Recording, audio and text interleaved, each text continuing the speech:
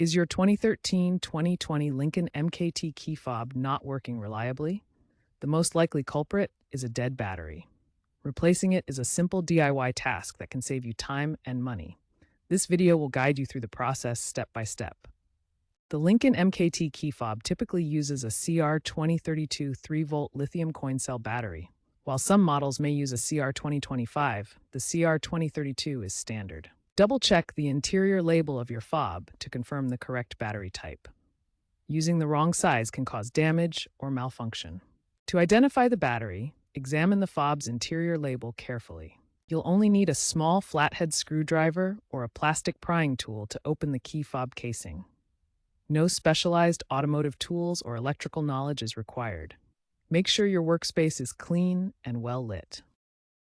First, carefully insert the screwdriver into the seam of the key fob and gently twist to pry it open. Once open, remove the old battery. Insert the new CR2032 battery with the positive plus side facing up. Snap the fob back together, ensuring it's securely closed.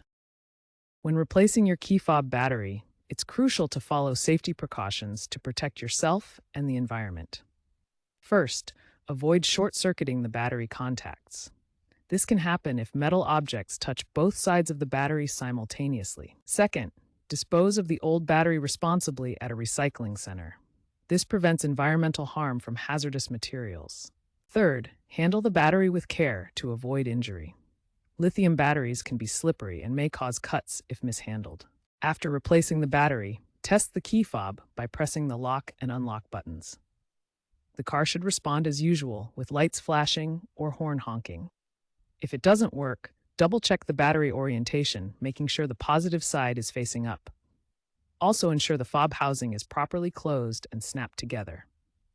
Reprogramming is rarely needed, but if issues persist, consult your owner's manual for instructions. Common mistakes to avoid when replacing your key fob battery include using the wrong battery type, failing to close the fob correctly, and using cheap off-brand batteries. Using the wrong battery type, such as CR2025 instead of CR2032, can cause fitment issues or damage to the fob. Failing to close the fob correctly can lead to the battery falling out or the fob not working properly. Avoid using cheap off-brand batteries as they tend to drain faster.